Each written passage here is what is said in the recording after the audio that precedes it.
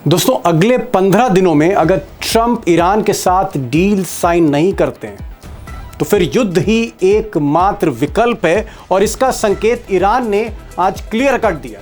Iran की Islamic सेना, जो सबसे पावरफुल, सबसे ताकतवर संस्था है इस वक्त ईरान में, उसने साफ कहा है कि सब्र का बांध टूट रहा है। और अगर मिस्टर ट्रंप ने जल्दी समंदर में लगा नेवल ब्लॉकेड, यानी जो नौसेना ने रास्ता जाम कर रखा है, अगर इस रास्ते को नहीं खोला तो फिर युद्ध ही एकमात्र विकल्प है। बिस्मिल्लाहिर्रहमानिर्रहीम। सियासतमदारान खबीस व कूदककश अमेरिकाई सहयोनी। उधर इस पूरे मामले में नया मोड़ यह है कि अफ्रीका का मुस्लिम देश सोमालिया, जो लाल सागर से एकदम सटा हुआ है, आप कह सकते हैं यमन के जस्ट अपोजिट है, सोमालिया ने ना सिर्फ यमन का साथ दिया, ना सिर्फ ईरान का साथ दिया, बल्कि आप कह सकते हैं कि ईरान के समर्थन में जंग के मैदान में सोमालिया कूद गया है। और सोमालिया ने सीधे सीधे इजराइल को थ्रेट दी और कहा है कि अगर इजराइल से लिंक्ड कोई भी जहाज़ लाल सागर से गुजरता है तो हम जहाज़ को उड़ा सकते हैं। अब सवाल है कि पिछले कई दिनों से सोमालिया ने और सोमालियन आर्मी ने इजरायली शिप्स, यानी जितने भी इजरायली टैंकर्स हैं, शिप्स हैं, जो लाल सागर से या जो बाबल मंदब की जो खाड़ी है, जो आप इस चित्र में देख रहे हैं ग्राफिक्स में यमन के साथ सटी हुई, यहाँ से गुजरना बंद कर दिया, बैन कर दिया है।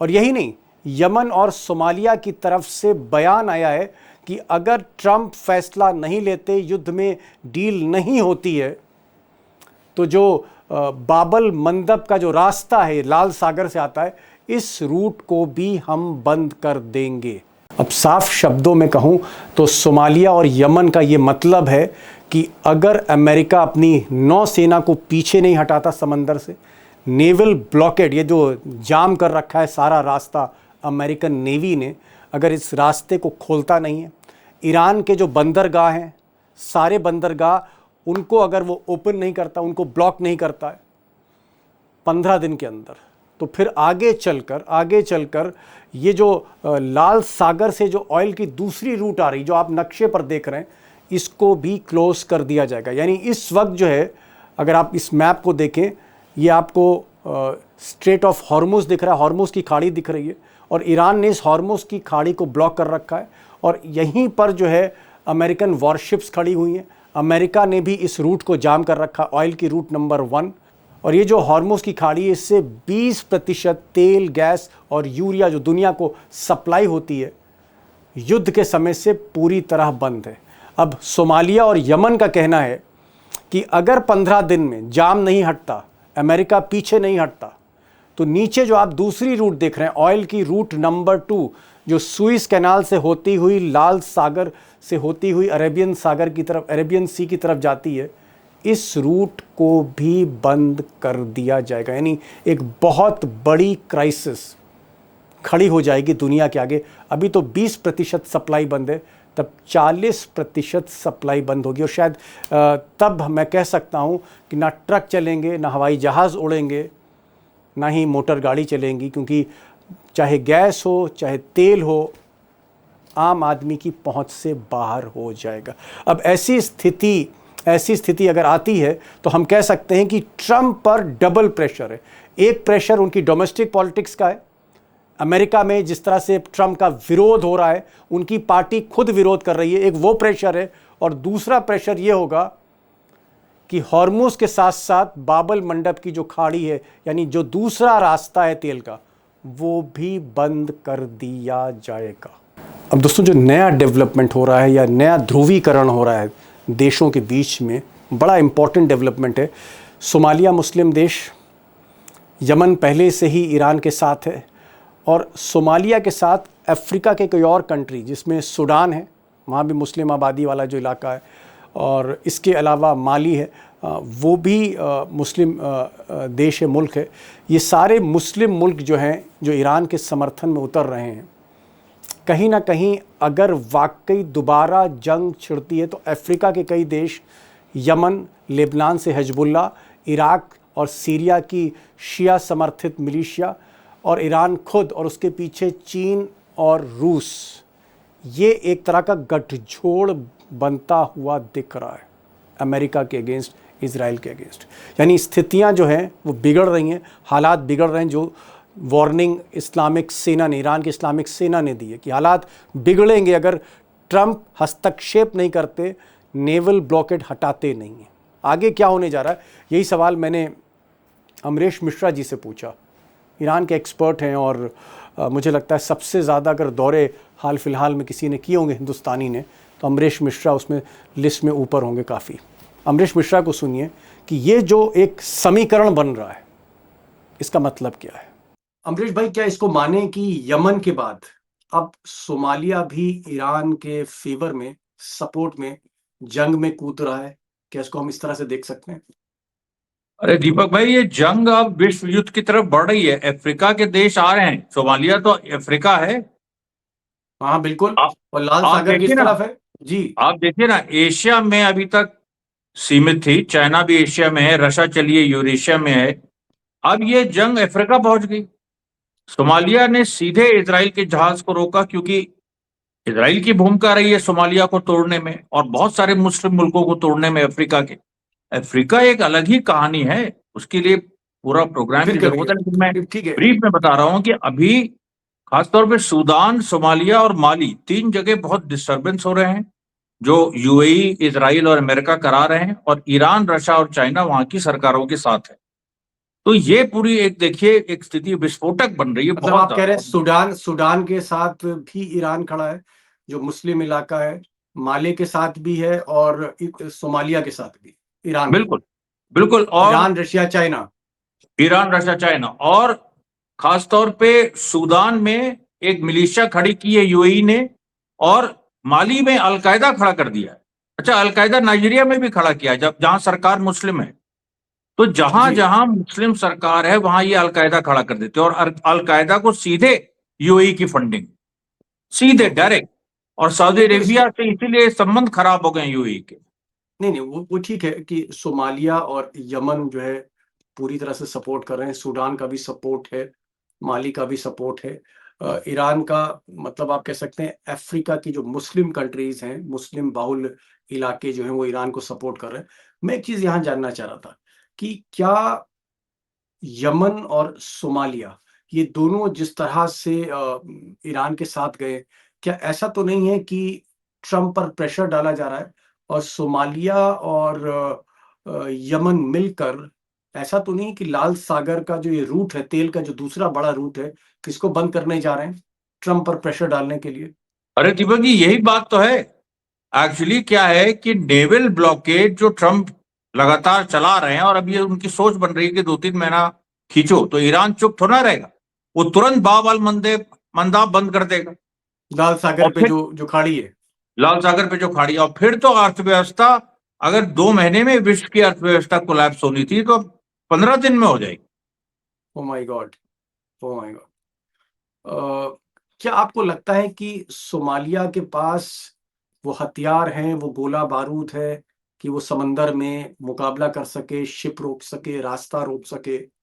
क्या सोमालिया इतना केपेबल है? अरे सोमालिया को हथियार ईरान ने भी दिए, रशिया ने भी दिए। ओके। ये, हाँ, सोमालिया कोई ऐसा नहीं है कि आज का, ये लंबे समय से जंग चल रही है अफ्रीका में।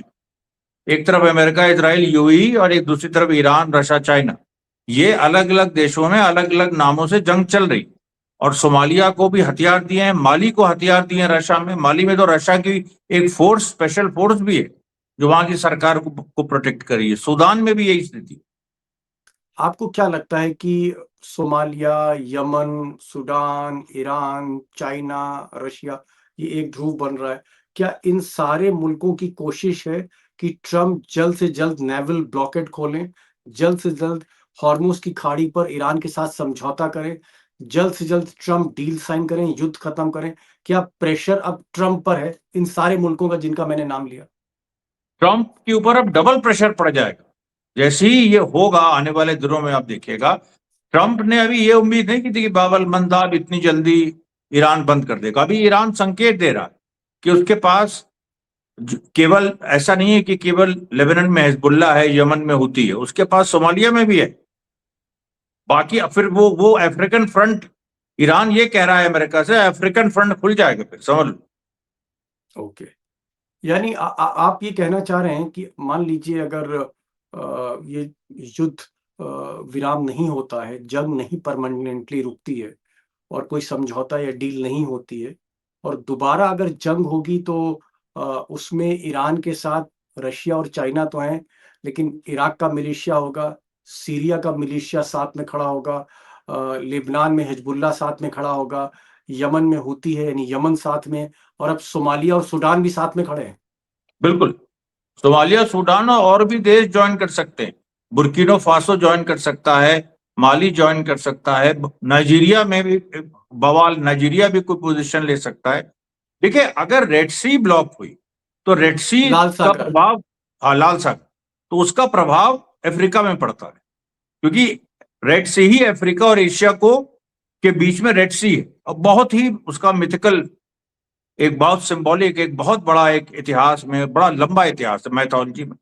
तो रेड सी के बंद होने का मतलब अफ्रीका सीधे आ गया, एक जंग और में शामिल। कॉन्टिनेंट आ गया जंग में। ओके, क्या आपको लगता है कि मुस्तफा खामनाई और उनकी इस्लामिक सेना ट्रंप से बातचीत करने में उनकी दिलचस्पी है, जंग रोकने में दिलचस्पी है, या फिर इस्लामिक सेना अ, अब जंग चाह रही है कि फाइनल जंग हो जाए, बवाल खत्म हो?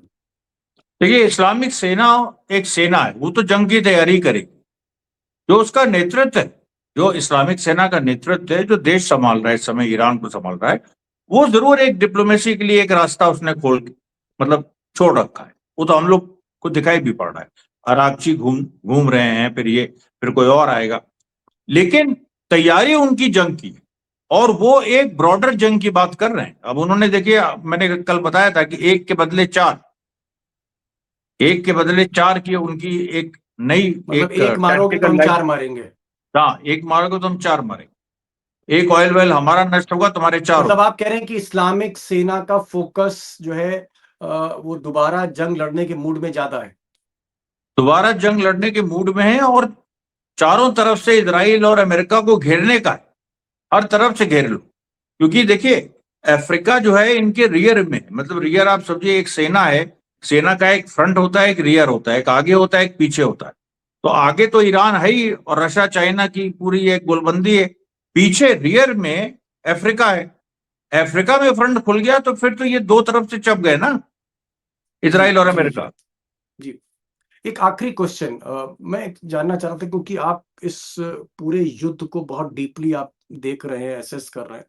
क्या आपको लगता है कि कोई गुंजाइश है ये युद्ध बंद हो जाए और ट्रंप और मुस्तफा खामनाई एक मेज पर बैठकर समझौते पर दस्तखत करते? क्या आपको कोई गुंजाइश दिखती है, और अगर गुंजाइश दिखती है तो उसका रास्ता क्या है? नहीं, मुझे तो कोई ऐसी गुंजाइश नहीं दिखती कि मुश्तबा खामनेई और ट्रंप एक साथ बैठे। और अगर वो नहीं हो सकता तो फिर जेडी वैंस और अरागची के साथ बैठ सकते हैं, वो एक संभावना है। नहीं, एक मतलब मेरा मतलब यह है कि ट्रंप की तरफ से और मुस्तफा की तरफ से रिप्रेजेंटेटिव बैठे, मतलब अमेरिका और ईरान मेज पर बैठे, तो क्या आपको लगता है युद्ध विराम परमानेंटली हो सकता है? क्या आपको गुंजाइश दिखती है? ये मैं पूछ रहा हूँ। देखिए, अगर एक कोशिश होगी जिसमें दोनों के प्रतिनिधि बैठेंगे। अब उस कोशिश से निकलेगा क्या? क्योंकि ट्रंप का अगर ये दिमाग माइंडसेट बन गया है कि हमको 2 महीने तक खींचना है, ईरान का नुकसान कराना है। और आज एक खबर और आई है, दीपक जी, कि ईरान और चाइना में रेल लिंक बन गया है, और ये बहुत दिनों से काम चल रहा था इस पे, आज उसका खुलासा हुआ है। और वो 2 मिलियन बैरल तेल ईरान बिना स्टेट ऑफ हुर्मुज के चाइना पहुंचा सकता रोज। तो ये तो कमाल हो गया ना। ये तो एक, इसका मतलब है कि जी, बड़ी बात है। ईरान के पास बड़ी। लैंड टू टेक हो गया, और इधर पाकिस्तान ने कम से कम 30 अपने जो बॉर्डर पॉइंट्स हैं उनको खोल दिया है। तो जो सेंट्रल एशिया से ईरान सामान पहुंचता है वो पहुंच रहा है। ओके, मतलब समंदर की जगह से आप कह रहे हैं रेल और लैंड से अब ट्रेड कर सकता है ईरान, और उसको डिपेंड नहीं होना पड़ेगा सिर्फ सी रूट पे, समंदर के रूट पे। मैं एक चीज पूछ रहा था कि क्या कोई गुंजाइश आपको दिख रही है कि दोनों के बीच में, ईरान और अमेरिका में सहमति बन जाए? कोई ऐसा फार्मूला आपको दिख रहा है? देखिए, अभी जो आज उनकी विजिट खत्म हुई है, जो ब्रिटेन के बादशाह चार्ल्स III। तो अब इसके बाद उन्होंने कुछ तंज वगैरह भी किया है ट्रंप पे। तो अभी हो सकता है इसके बाद ट्रंप कुछ बदले। अगर नहीं बदले तो आप सोचिए, फिर तो एक स्थिति उसी पे है, जंग की तरफ ही है पीछा। की तरफ। अमरीश जी ने एक बड़ा पॉइंट कहा है कि किंग चार्ल्स जो ब्रिटेन के किंग हैं, वो इस वक्त जो अमेरिका के विजिट पर है, उनकी मुलाकात हुई है ट्रंप के साथ और किंग चार्ल्स की तरफ से ट्रंप को संदेशा दिया गया है। और शायद अगर किंग चार्ल्स की बात अगर मिस्टर ट्रंप माने तो शायद ईरान के साथ बैठकर बातचीत हो सकती है, जहां ट्रंप एक कदम पीछे जा सकते हैं, हट सकते हैं डील को कामयाब बनाने के लिए। अगर ऐसा होता है तो हमें आने वाले 2-3 दिन में पता लग जाएगा कि क्या ट्रंप पर किंग चार्ल्स का कोई प्रभाव पड़ा। और अगर किंग चार्ल्स का कोई प्रभाव नहीं पड़ा, ट्रंप जस के तस उसी जगह पर अगर खड़े रहे, ठहरे रहे, तो फिर अमरीश जी का कहना है कि ये जो जंग है, इसको फिर दोबारा होने से कोई रोक नहीं सकता। यानी फिर जंग होकर ही रहेगी और ये जो जंग है भयानक होगी, क्योंकि सोमालिया है, सूडान है, अफ्रीकन नेशंस हैं, ये ईरान की तरफ सपोर्ट कर रहे हैं। यमन पूरी तरह से सपोर्ट कर ही रहा है। इसके अलावा हिजबुल्लाह है, सीरिया है, इराक है, वहाँ पर जो सपोर्टर्स हैं, मिलिशिया ग्रुप्स हैं, शिया समर्थित, वो भी इस जंग में कूदेंगे। और चाइना और रशिया लगातार आप कह सकते हैं कि गोला बारूद की सप्लाई वो कर ही रहा है। कुल मिलाकर अगर ये युद्ध दोबारा हो गया तो अंदेशा ये है कि ये एक बड़ा युद्ध होगा। ये एक तरह का तीसरा विश्व युद्ध भी हो सकता है और इस स्थिति वैसे दोस्तों आनी नहीं चाहिए। मुझे उम्मीद है कि शायद सद्बुद्धि ट्रंप को आए और वो बैठकर बातचीत कर लें, क्योंकि इसी में भलाई है। अमेरिका की भी भलाई है, हमारी आपकी भलाई है कि कम से कम तेल और गैस का कारोबार फिर से उसका रास्ता खुलेगा। और ईरान के लिए तो आप कह सकते हैं सारी सिचुएशन ही गुडी गुडी है, उनके लिए तो फायदा ही फायदा हर तरफ से। लेट्स सी व्हाट हैपेंस, आगे क्या होता है। अमरीश जी बहुत बहुत शुक्रिया, आप इस प्रोग्राम में आए। Thank you so much for joining this programme.